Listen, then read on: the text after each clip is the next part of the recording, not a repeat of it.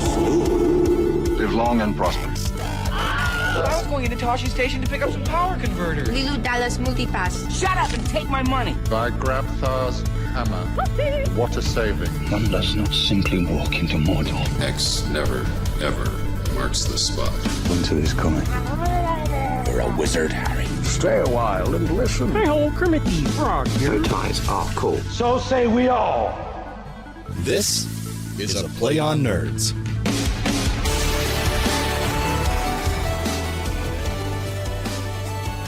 Welcome, ladies and gentlemen.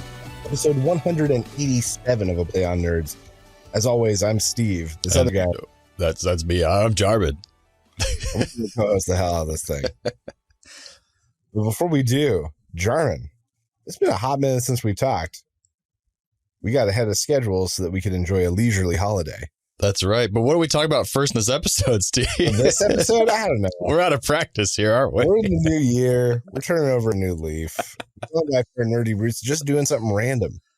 So we're going to talk good advice for new, old, and everything in between Dungeons and Dragons players and dungeon masters. That's right. So whether you've played before or not played before, or if you want to dabble your foot into being a DM for the first time, or just want to be a better player / DM, check it out. Our main feature segment later on.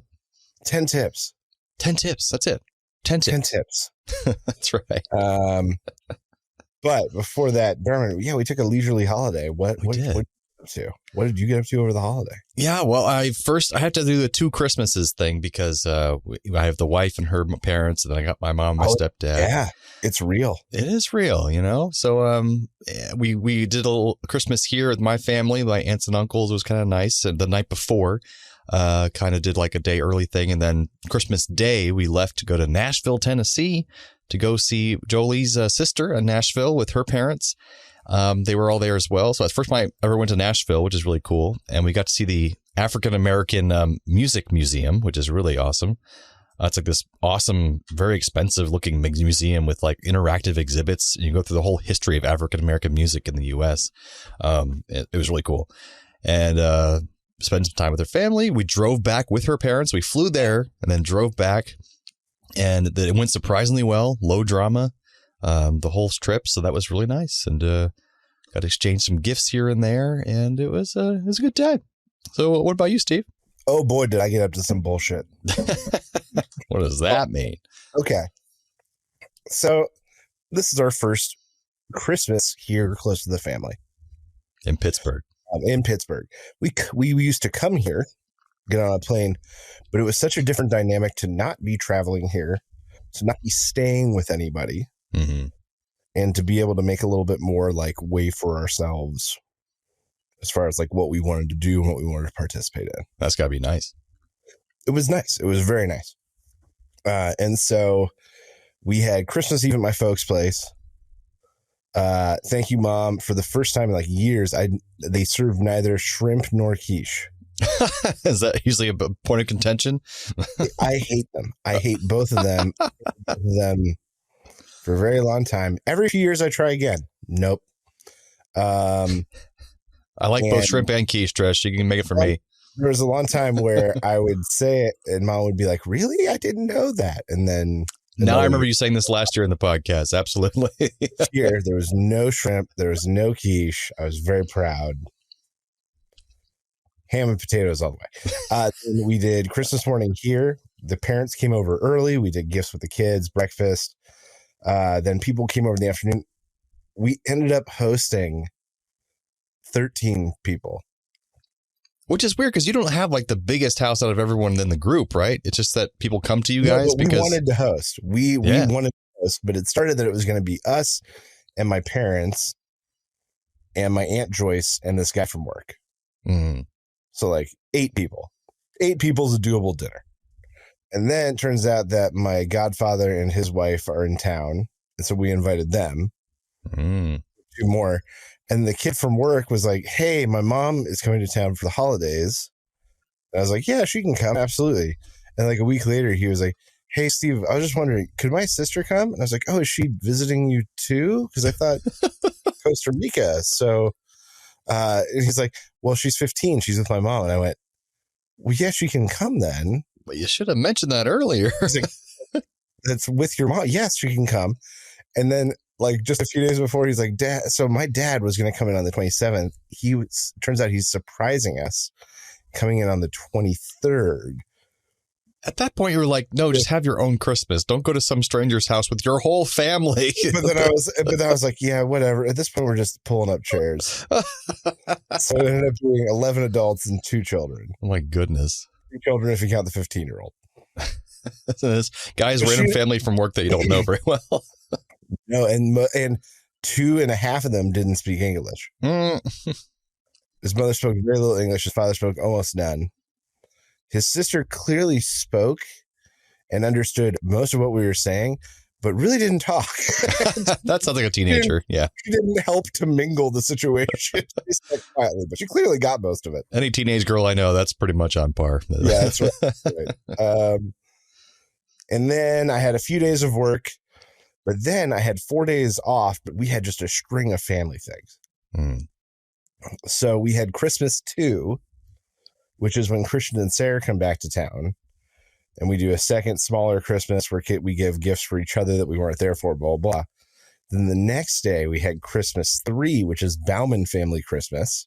Oh, man. Which my Uncle Harry hosts at his church that he bought and renovated into like a living place. Right. The Bauman Center. It's a great meeting place. We probably had 20 or 25 Baumans there, plus kids. I got my Santa Claus outfit. Nice. And did some Secret Santa or some Bauman gift exchange stuff. So we had that. And then the next day was the Penn State game. Big thing in Pittsburgh. Normally, like getting on a plane to go back. But instead, we got to stay and go to the Penn State game. And that's where we hit some turbulence. So we're at the Penn State game. The kids are playing down in my cousin's backyard. They've got like a swing down there. It's a little rainy, but whatever.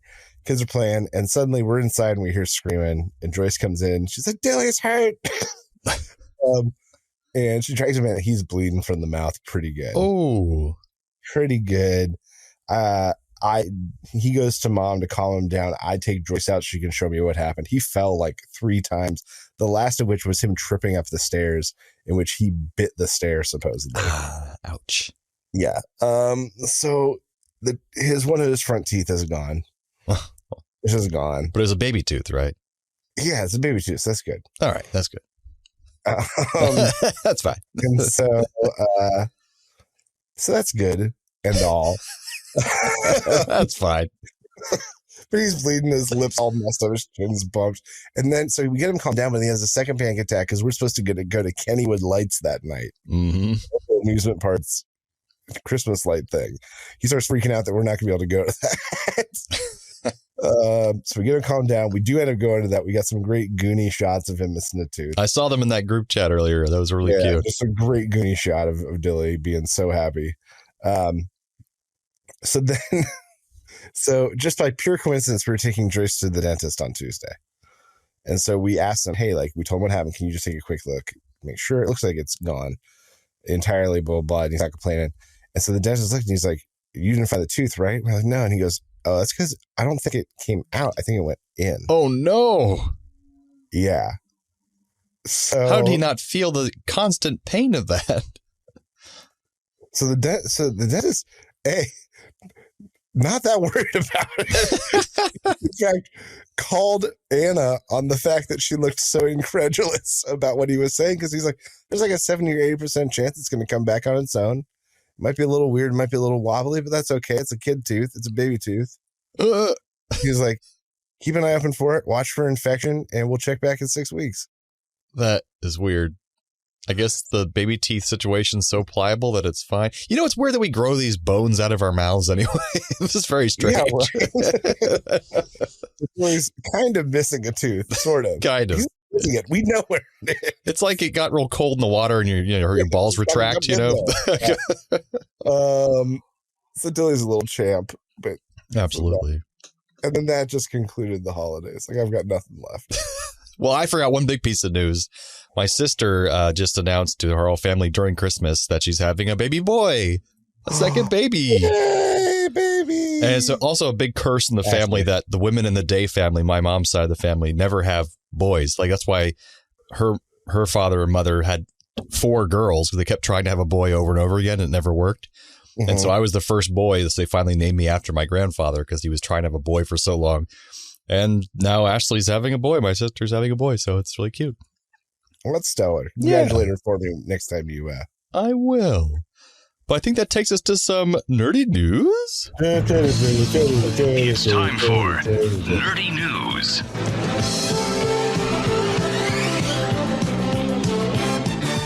All right, since we're talking Dungeons and Dragons this week, it's kind of good timing and sad timing, unfortunately, because just recently, I think it was about 2.5 weeks ago, maybe, Hasbro, which is now the parent company of Wizards of the Coast, which in turn is the parent company of Dungeons and Dragons, they laid off 800 employees, and it was a weird bad look because they've had profits, so people were kind of confused, and so everyone in the D&D community was really worried and concerned that this was like showing like the decline and death eventually of Dungeons and Dragons as a property. But apparently it's not like that at all, and it's fine. Hasbro is a giant monolith of a company at this point, and 800 employees is a lot, but it's a kind of a drop in the bucket for their whole company, and they never actually disclosed where those 800 employees came from. So on closer inspection, apparently the Wizards of the Coast arm of Hasbro is doing quite well, actually. First of all, the massive success of Baldur's Gate 3, which is a Wizards of the Coast property, that video game became so successful. I think it won Game of the Year this year. Made them millions of dollars hand over fist. Then they even the CEO had to come out because people were really worried about D&D, and they said D&D is one of our niche properties, and the people that buy those items, they don't go with the tides of the ups and downs of the economy. They're just always kind of consistently buying. They'll be broke and it doesn't matter because it's like they have that one place to go to get it. And so that's not really a part of the Hasbro machine that is causing problems. So apparently D&D is okay. That's why I named the story Dungeons and Downsizing, Wizards Still in the Game. Well, maybe someone cool will buy them, maybe. Well, I mean, someone cool did buy them, Hasbro. So now Hasbro's not going to let go of their like golden property. Maybe, but if they're going into debt enough that they just fired 800 employees or whatever. Oh, that is what he said too, that the toy side of the company was particularly what was hurting because they said during the pandemic, Hasbro made hand over fist money. Apparently people were buying toys from Amazon and shit, and even D&D made record profits and stuff because people were doing, Zoom D&D. And they said they kind of upscaled too much. And then now the inflation, everything, the economy is going much worse. So they've had a huge cut in their profits. And so they had to lay off 800 people. And it's like streaming, like Netflix. Yeah. They pumped out 1,000 new shows and nothing was organic growth. It was just growth. It did not go so well. Oh, and apparently there's a Magic the Gathering, which is also under Wizards of the Coast, has a mobile game that is doing incredibly well, making millions of dollars. So that whole section is totally fine. So all right, well, good. That's all for the Dungeons and Dragons news. All right, well, I like that. Yeah.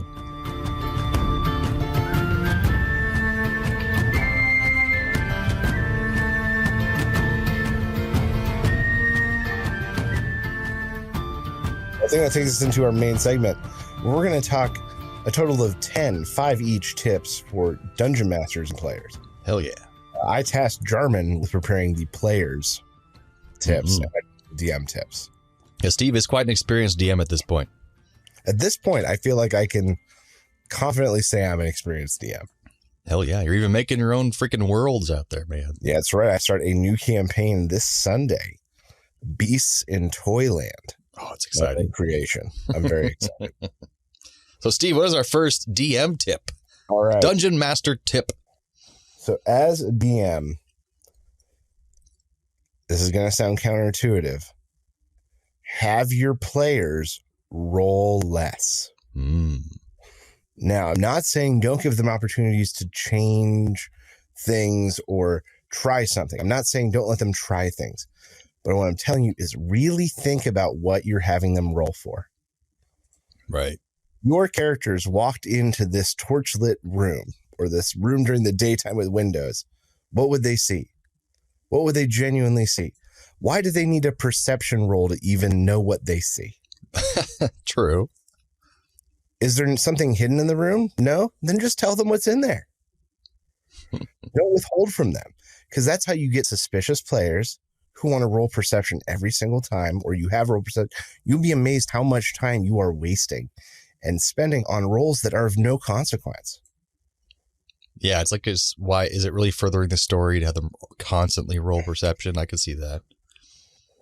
Yeah, or like if you don't mean for something to be an obstacle and they suddenly decide, this door, is it locked? Yeah, sure, it's locked.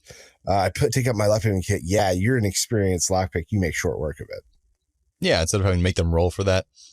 Because then the question becomes, what if they fail? Mm-hmm. And then it's on you to figure out how to help them again. Help them succeed. I'm not saying make everything easy. They can fail, but really decide what you're having them roll for. And that also makes them feel cool and like they're part of, like they're a cool character. They can accomplish things.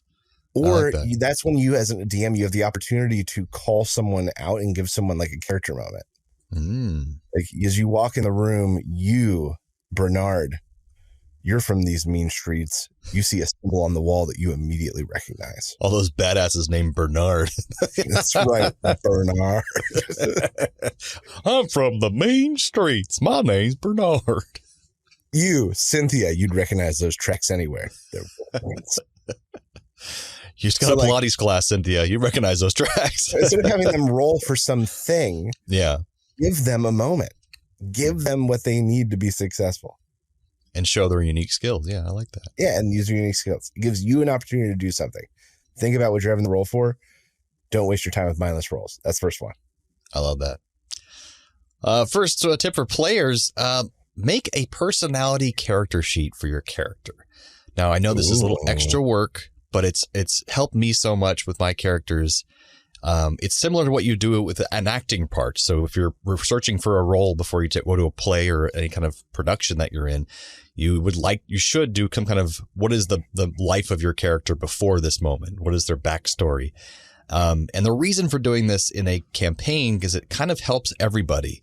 If you have a kind of an outline, a guideline of what your character's personality is like and their background, then you can more easily and quickly react to situations in character. And that kind of makes it fun for everybody when you're not just playing as Steve or playing as Jarman, but you want to play as Grognok the Destroyer. What are his quirks? What are the things that he likes to do? What is his honor code? Like, does he have a moral guidance system? And then you're not like just kind of on the fly, what the hell would I do? Or doing things that are totally out of your character. You'll have a sheet that you've made that I don't even have to usually look back at very often because I'll remember just because I made the sheet and wrote it down. My mind will remember what I wrote down. I remember that thing you had. I have it up here, actually. It's called Ash's Guide to RPG Personality. It was a great sheet that I printed out forever. It's still around. Yeah. And I used it at one point for one of my characters. And while I don't think I've ever used it again, what I loved about it was that even things I didn't care about, I thought about them for a moment. Yeah, exactly. I took the time to decide, like, do you believe, like, are you theistic? And I was like, no, I don't care about that. And then I was like, oh, but I wouldn't have thought about that. So, exactly. There we go. Or like it has little quirks, and actually the guide is really nice because it lets you roll on things. Like if it's something you don't really care about, but you think it'd be kind of neat if your character did have something like that. Like occasionally your pinky twitches, or he smokes cigarettes constantly, or something. Like it can have these little quirks that kind of add depth to your character and makes it more interesting for you and your DM and the other players. So I think it's got a fun thing to do. No, I love that. You're absolutely right. All right, is it my turn now? Yeah, it's your turn. Yeah. All right, this is my favorite DM tip. Just shine a light on it. So many DMs I've heard, and the people that I've advised are like, but how am I going to get my players to go blank? Or what's a good way to get them to notice me? Or how do I get them to go over here? I'm like, just shine a light on it. Like in the darkness, you can see a single flickering camp light in the distance. What are your players going to do? They're going to go towards that thing. You would think. As you stare at the castle vacant for just a moment, you think that you see the flicker of a candle up in one of the windows, and then it's gone. What are they going to do? They're going to go to that thing. Shine a light on it. You'd be amazed if you just have someone turn a light on, light a candle, light a fire, see a cook fire, see a hearth burning, a house on fire. You see smoke rise over the hill and the faint glow against the growing darkness. What are they going to do? They're going to run towards that thing. And see, here I thought you were saying shine a light on it just in the metaphorical sense, but usually in the pretty literal sense. I mean, literally. If you want to go do things, shine a light on it. You'd be amazed how quickly players will just want to go check that thing out. They're like moths. It doesn't have to be anything. As you look through the room, the glint of something shiny, perhaps a jewel, catches the corner of your eye just beyond the sleeping goblin. Shiny. What are they going to do? They're going to go try to get that thing. Just shine a light on it. And they'll go. If you show them it's there, they'll go. I like it. But yes, that's number 2. Shine a light on it. Beautiful. My number 2 is follow the yes and technique from improv with your DM and other players. So basically the yes and technique in improv is that if someone offers up a suggestion or they're saying that they're going to do something in game, support them. Just go for it. Who the hell cares? It's a game. Have fun with it. And if it's a DM doing something, don't be arguing with the DM or the DM in character, like if they're an NPC and saying, well, I don't want to do that. That's stupid. Be like, oh, interesting. Cool. Go with it. Play with it. And that, of course, goes with the caveat of unless something's getting out of hand and kind of ruining the rest of the game. Like if someone wants to go blow up the town where all the NPCs are, don't yes and that. Like maybe try to rein it back into where the game can continue and the story can continue. But be a player who's willing to go along with the other players and the DM. Don't be the player who's like stonewalling every decision from the DM and the players. That player sucks. Yeah, I call that yes and the plan. And it's a simple formula. If all the players are in on it, things just happen quickly. Yeah. Because as a DM or a player, we've all had those sessions that are like, you need to get into the castle and then you spend 45 minutes talking about it. Yes. And then you do 2 rolls and it immediately goes wrong. And the 45 minutes stuff you talked about doesn't matter anymore. It was a waste of time. It's just a waste of time. Nothing matters in that 45. It's all gone. And so what I say is yes and the plan. So the basis of this is just like any improv. You state the problem in the most general terms you can. As a DM? As a DM or like as a player. I typically it starts with one of the players saying the problem statement. That is like, we have to get past the guards without being noticed. Right.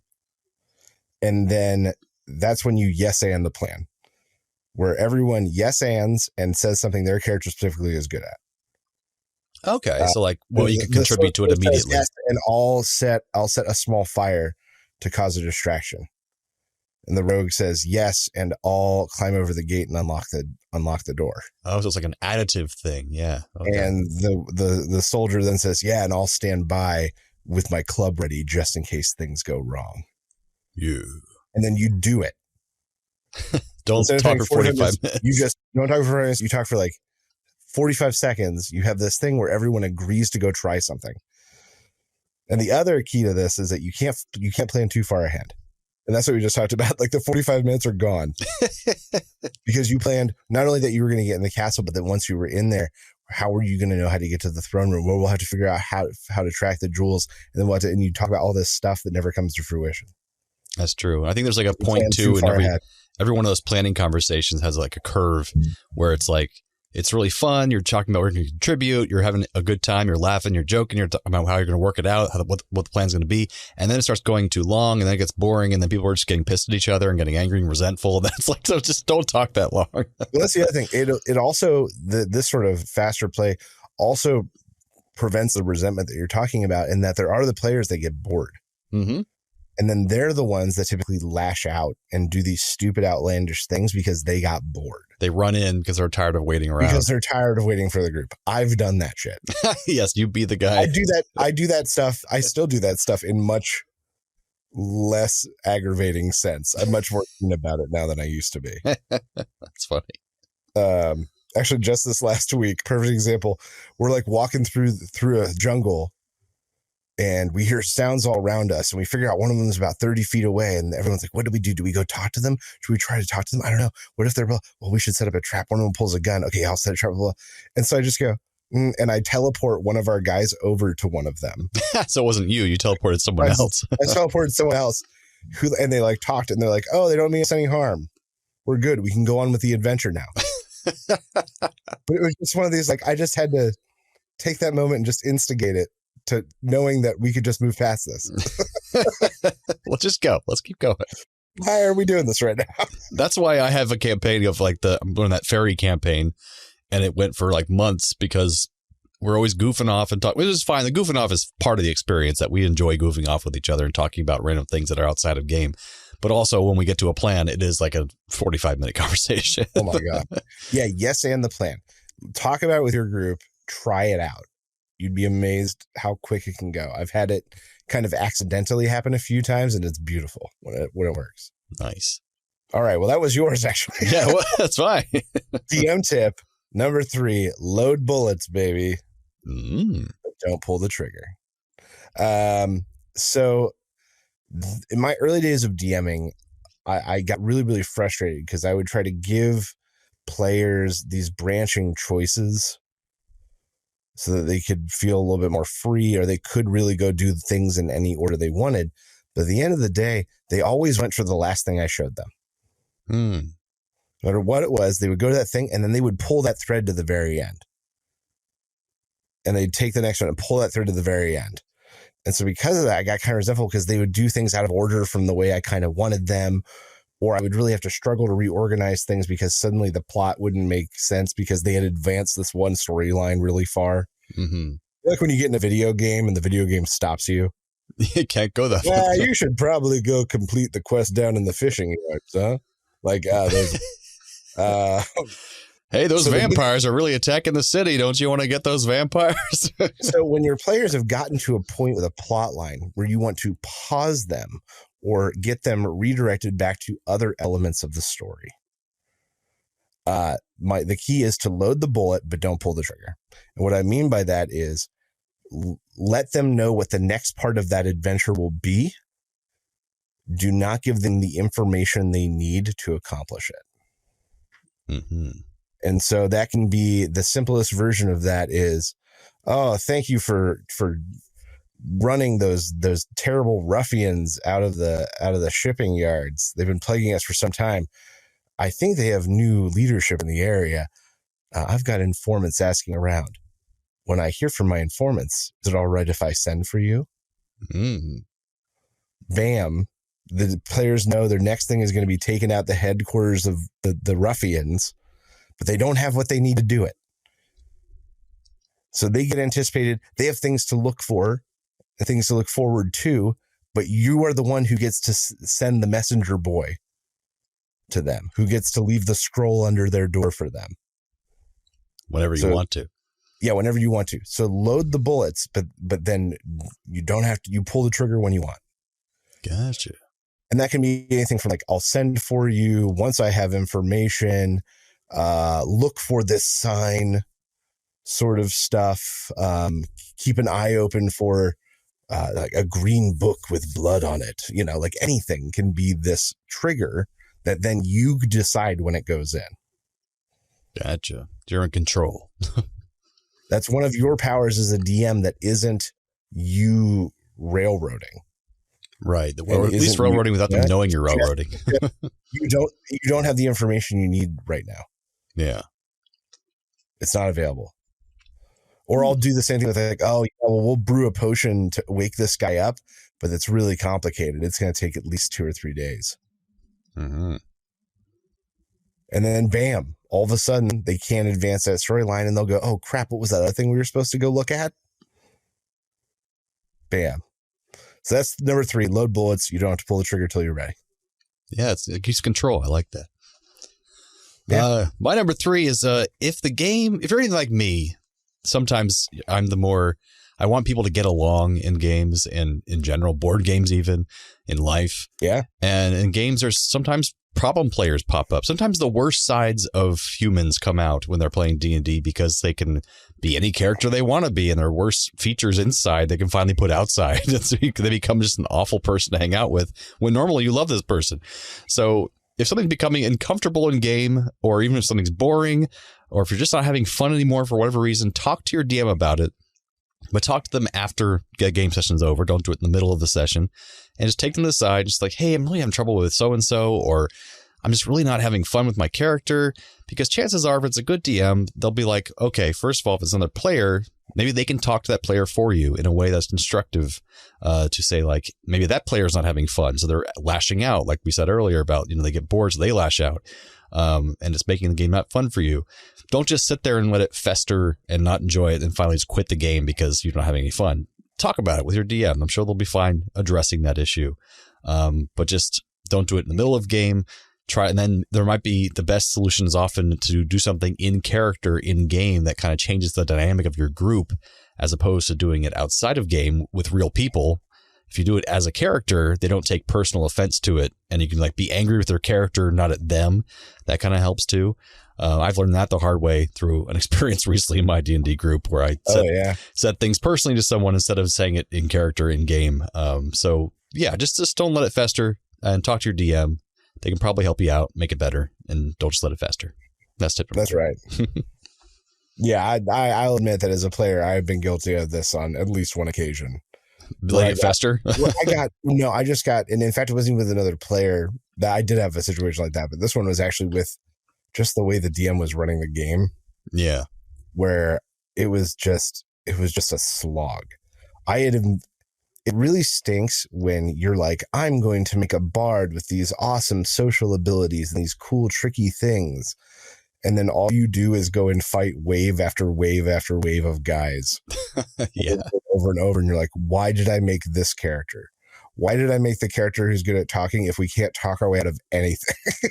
Yeah, and a good DM should be like realizing the dynamic of their group. What kind of characters did they make, and kind of address that with different plot elements and that kind of thing, which is difficult, but you need to try to do that. That's true.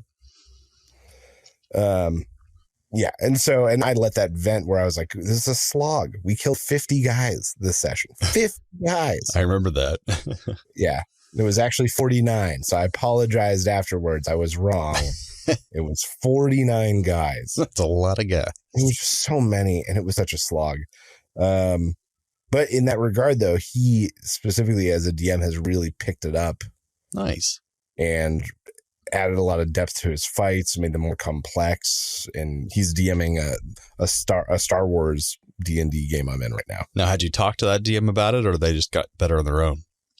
Oh, him and I have talked over we've been buddies for a long time. We've both DM'd. I DM'd for his group. In fact, my Sunday group now was originally his group. Well, see, there you go. You talk to him about it and things improve. The Tuesday night group that he's now DMing for was my group. Because for a while I was slowly intertwining my two D&D groups now to the point where there's a lot of incestuous overlap.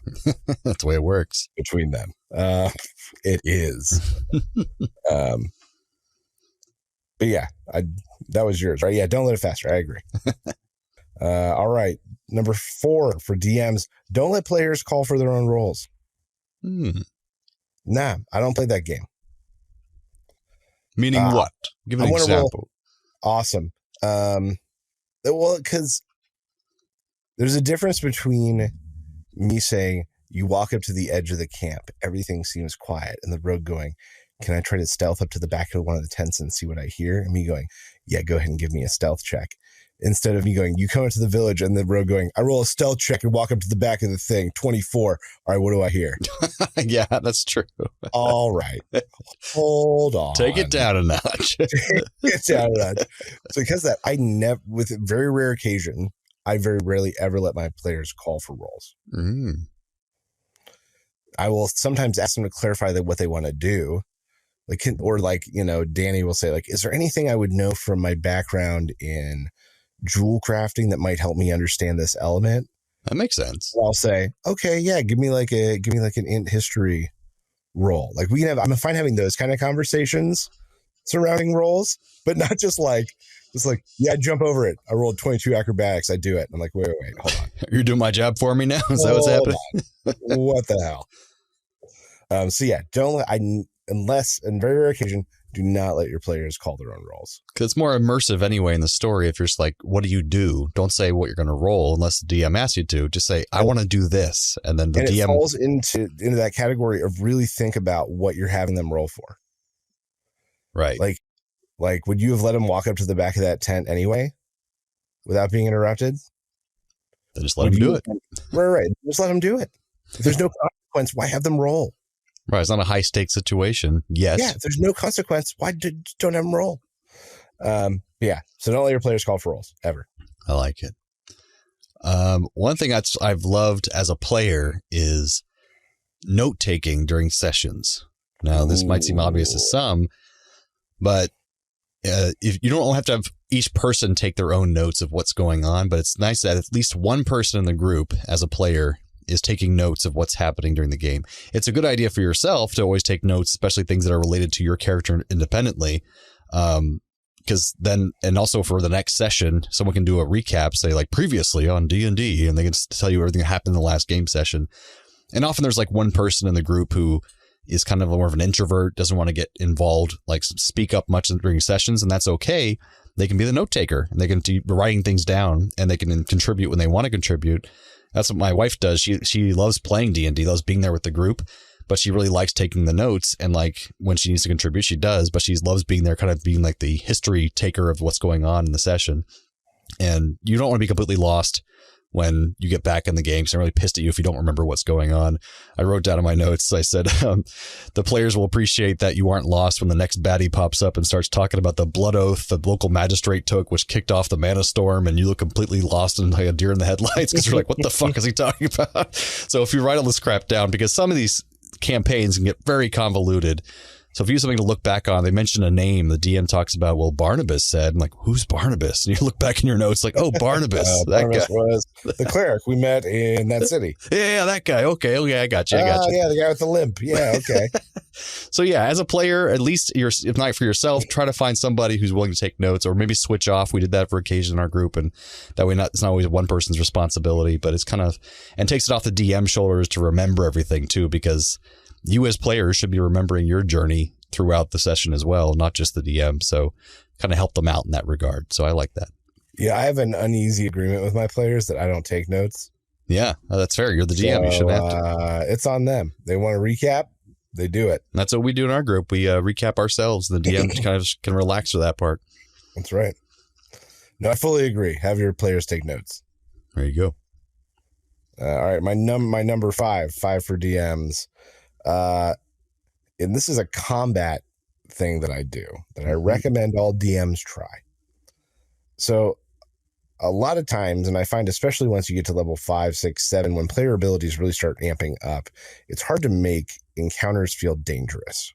Even when you start giving most enemies multiple attacks. Mm-hmm. It's hard to make encounters feel dangerous. And it feels like the only way to do it is to make them like stupid dangerous, and then you risk like wiping your party inadvertently because you got overzealous. Right. So here's my tip for increase the feeling of danger without increasing the deadliness. So whatever mob you have, if it's a +5, make it a +7 or a +8 to hit. But take the damage, that D8, take it down and make it a D6. Uh-huh. So yeah, instead of a 1d8 +4, you're going to be hitting for 1d6 +4, but you're going to be hitting more often. And the act of hitting and actually successfully tapping your players more often, even if it is for less damage, will make them feel like they're more in danger. Ah. Just the act of hitting them and then having to change their sheets and people watching people and asking about their health, those are the things that peak things up. Right. They're still getting damaged. Because it really sucks when you're rolling like +4 against your players and everyone's got pretty high IC. So there's like entire rounds where you don't hit anyone. Yeah. DM, I've had that happen as a DM. I'm like, every single goblin missed you, top of the round. Slog. God damn it, slog. So just increase the chance to hit. That also goes, you increase the spell save DC. Mm-hmm. So instead of a DC 12 con, suddenly they owe you a DC 14. Gotcha. But you lower the damage, you lower the effect. Increase the feeling of danger without actually making it more dangerous. And you'd be amazed how you'll see your players react. I wouldn't have thought of that. But yeah. I like it. Yeah, it's always hard increasing the difficulty without killing them all. there's a very difficult area around 7 and 8 that I've only had to bridge once or twice, where player abilities and the resources they have at their disposal for fights are just nuts, to the point where you either have to make fights massive to eat all of these resources to make them feel like they're on the ropes, or you have to string successive fights and find excuses to not allow them to take rests. Yeah. Like you have to find other ways to string them out to make it feel dangerous. Otherwise, the fights have to be these huge gargantuan things all the time. And then it gets unwieldy and it takes forever. Right. That makes sense. Yeah. All right. My last one is try not to commit to a campaign if you know you're a person whose schedule is always in flux. Yeah, that's tough. One player who cancels all the time can be super frustrating. And there are ways around this. If you have an ongoing group, you can always have a fun backup one shot that you can play when a player is missing. Like if you want to make sure everyone's there for that particular campaign, you can just do a one shot if they're not there or if someone has to call out or something like that. And this also gives players a chance to try their hand at DMing as well, because sometimes these one shots are easier to run and you can have somebody try out DMing and while that one player is missing. But on that same note, always give advance notice before canceling. Because this is just playtime, but also as we get older, like playtime is really important. We have very little time. We have to schedule these things. And so don't just make it important for your group and not pissing them off, but make it important for you, because this is the thing you want to schedule so that you could have scheduled fun, because then you're actually having some fun in your week and not canceling it, and make it important. Cancel other things so you can make these game nights, because it's something that will be fun. And then everybody will have a better time because everyone's around more often. And just don't be that guy or girl that's just canceling all the time or is a flake and just kind of last minute saying, oh, I can't make it, I'm tired. Yeah, I mean, that's what I look for in my players, is not say dedication, but people that I know are going to show up. Like I'm honestly nervous. I'm adding 2 people to the Beast of Toyland, my cousin Allie and her boyfriend Jerome. Because they both have Monday, Friday jobs for the first time, like in their lives. And so they're available on Sundays. And so I'm letting them in, but I'm like, I always worry about bringing in new people. Yeah. All my people are so dependable. And just have self-awareness of your schedule where like, I might not be able to commit to every weekend, and say like, talk to the DM and say like, is there a possibility of a character that you could have that would make sense for them to be there sometimes? And that might even work out too. Like as a DM, I wouldn't necessarily mind that if it's just one player who knows ahead of time that can't be there for the whole, then you won't make the campaign centered around them. They could be an occasional person who drops in to help with missions or something like that. So it can be possible. Just like, yeah, but then I would have to know. Yeah. Know your limitations. Say it beforehand. And stuff that has to be done, guys. You what? There's math and stuff that has to be done, guys. It's true. It's true. Figure it out. If players missing suddenly, like you've got to look at your fights. You got to look at your encounters. Exactly. So be like amped them too high. Know a month ahead of time. Like I will definitely be there for that weekend, and be like, okay, we'll make the fights a little harder that weekend. I have time to prepare. Right. That'd be a thing. Yeah, exactly. So that's like, my other campaign, the Star Wars one. I can only be there every other week because they still play West Coast time. Right. I can only play every other Tuesday when I have Wednesday off. I have every other Wednesday off, so I can only play that other Tuesday because I can then sleep in. Exactly. DM knows this, so we have a character I can come in and out of, and my character is the healer, so he tries to save big, scary fights for when I'm there. There you go. See, it worked. Yeah. You were aware of your limitations going in. Yeah, we went in knowing it. Yeah, absolutely. I fully agree. So I think that's 5 great DM and 5 great tips for players. Absolutely. Fun stuff. So now, for my bit, I'm going to give just 5 terrible pieces of DM advice. Just awful. Let's hear it. Tip number 1, don't forget, it's you versus the players, and you only win if they die. One of them isn't crying. You have not done your job. That's what you're supposed to do, right? Yeah, it's perfect. Yeah. You only win when all of them are gone. Really grab the reins of the story and drive them in a specific direction, because players just hate choices. And they don't know what they're doing. They don't know the brilliant story you've constructed for them. All right. Design encounters to punish your players for the character design choices they made. You got a flying character that just makes everything difficult. Every single enemy has a longbow.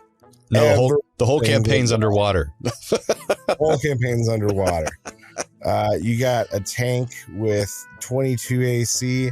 Fine. Every single attack the enemy has is saving throw based. Like it doesn't. You just whatever they choose. You don't let them shine. You don't let them have their moment of glory where they really save the day because they're made for the fight. You just punish them for being them. And then to follow that up, companion, say yes to your players for every single thing. They ask if there's like a farrier in town where they could buy a team of steeds to let them run up the side of a mountain. You say, yep. There's a special mountain goat vendor in this town for some reason who has a full team hitched up for you. Perfect. You just enable your players to sideline every single thing that makes it an adventure. You just say yes to everything. And then finally, number 5 for my 5 terrible pieces of DM advice. Don't prep. Great DMs improv everything. Tired of prepping? Great. Cut it out. Don't do it. Let's do it. Your players won't feel the difference when they ask you to make a saving throw and you go, I guess +2. They won't know. Because you're so good. So you just believe in yourself and then you do nothing. Believe in yourself. That's the rule. You sit there and have a conversation or something. And that is 5 pieces of terrible DM advice. And that brings us some radical recommends. I recommend. If you have the means, I highly recommend picking one up. What do you recommend I do? I recommend Pleasant. So this recommendation comes from a need that arose in me because I'd been having some crazy months full of work. And in that, I need to take breaks throughout because I been working these 12, 16-hour days sometimes. And I'm like, I'll work for like a couple hours and then I have to take like a half-hour break just to play a game or something. And I was playing a lot of Hearthstone because it's a card style game you can play online for free. And it's short, so you can play like a match for 20 minutes, 30 minutes, and you're done. And you can go back to work. But I was getting tired of it. I was playing it so much. I was just like, So I finally found a new game. I like single player games too because they don't require, any extra people to annoy you online. And so I was looking for a Lord of the Rings game because I love Lord of the Rings and they all look just not quite what I wanted. And so finally, my wife suggested that she heard a lot about the new Star Wars games. There's Star Wars Jedi Survivor and then its sequel that just came out recently, which I can't remember the name of now. And so I downloaded Star Wars Jedi Survivor. It's on sale for the winter Steam sale for $7. I was like, $7. Sweet. It is a beautiful game. If anyone's played Uncharted, which is basically like an adventure game with I love it because there's so many cutscenes. It's basically like telling the story of this one kid who basically survived the Jedi Purge, the Order 66. And now it's a story of him hiding out as a scrapper on this one planet. And now he's being discovered. So he has to go on the run and he runs into people who are going to help him. And throughout, you do a few action sequences, kick some ass with your lightsaber. And then you basically watch a mini movie with beautiful graphics and voice actors and all these landscapes of Star Wars and crazy races and stuff. And then you go back into the action for a few minutes, have to hit a button here or there, and then more movie. And I'm like, this is great. I'm like playing a movie. And that's what Uncharted was like too. And the new Tomb Raider game was similar to that as well. So if you're into that kind of game, I highly recommend Star Wars Jedi Survivor, especially like the Star Wars universe, because it's like you're interacting with a whole new canon movie, which is pretty cool. So yeah, highly recommend it. You'll even recognize the guy if you watch any Gotham. He played the Joker in the Gotham TV series. He's definitely the mocap actor who's playing the lead Jedi guy. So it's worth doing, worth checking out. $7. Yeah, he was also in Shameless. That's what I think most people would know him from. Oh yeah, that show was on forever. So forever. I'd never watched it. Neither did I. I heard a lot of nudity in it. So there you go. Yeah. Shameless. So that brings us to trailer reviews.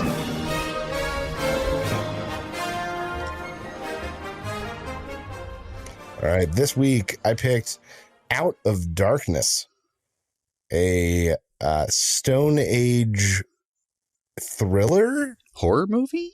Horror movie, maybe? It seems to be about a tribe of Stone Age peoples making their way to a new land, but they are encroaching on someone or something's territory, which steals one of their own, and they must venture into the dark to retrieve them. It's true. I don't know. So I'm really weary of any trailer that has so many words, so much text. At the beginning, there were a lot of like the scariest movie, deep and thrilling, like those blurbs. The review blurbs, yeah. The review blurbs, there were a lot of those up front. So that makes me nervous. I'm not going to lie.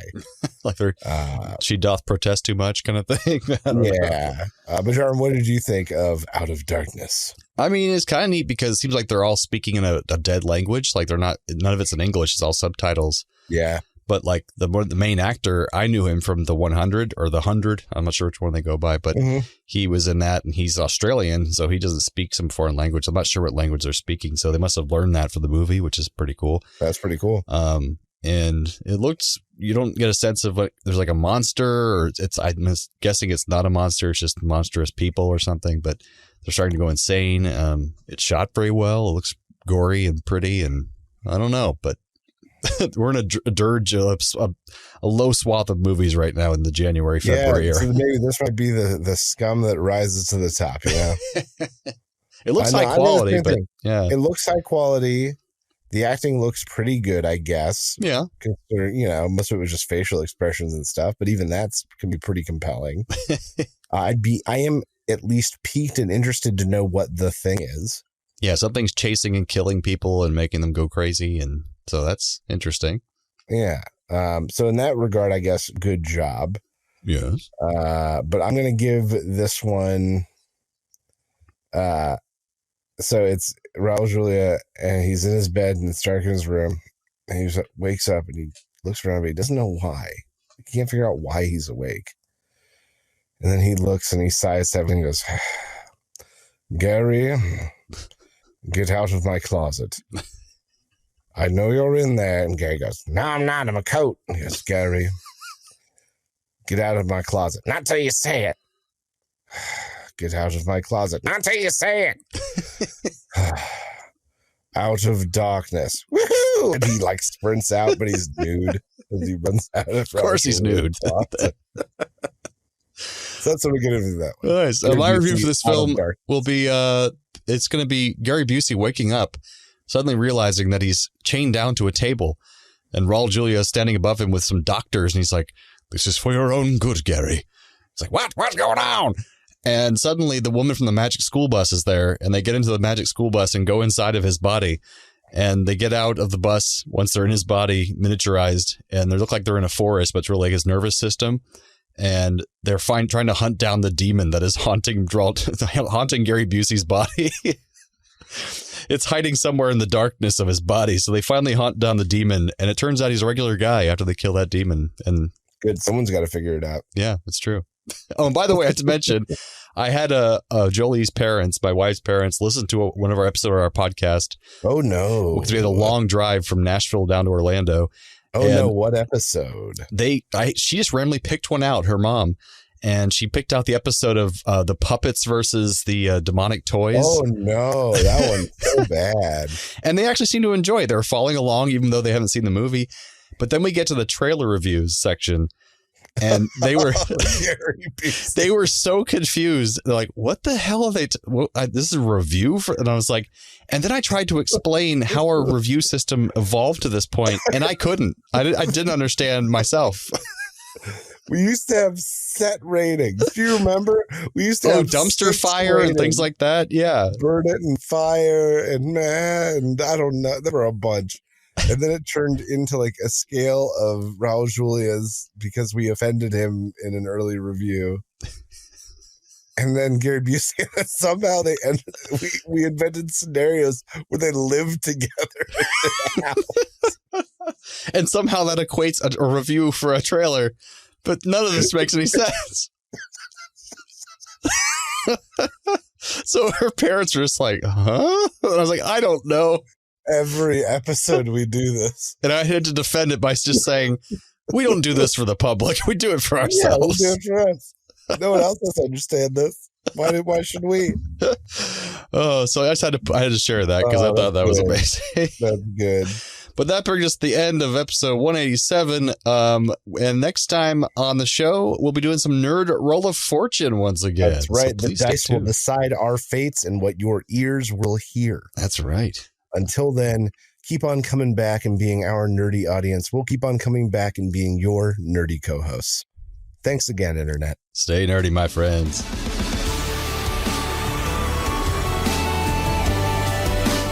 Thanks for listening to A Play on Nerds. Feel free to email feedback at aplayonnerds.com with all your questions or comments. Shoot us a message on Facebook or Twitter and earn yourself a sweet shout out on the show. Review us on YouTube, Spotify, or Apple Podcasts so even more nerds can find us. Tell your friends, tell your enemies, we aren't picky. Check out our entire back catalog and other offerings at aplayonnerds.com. And how?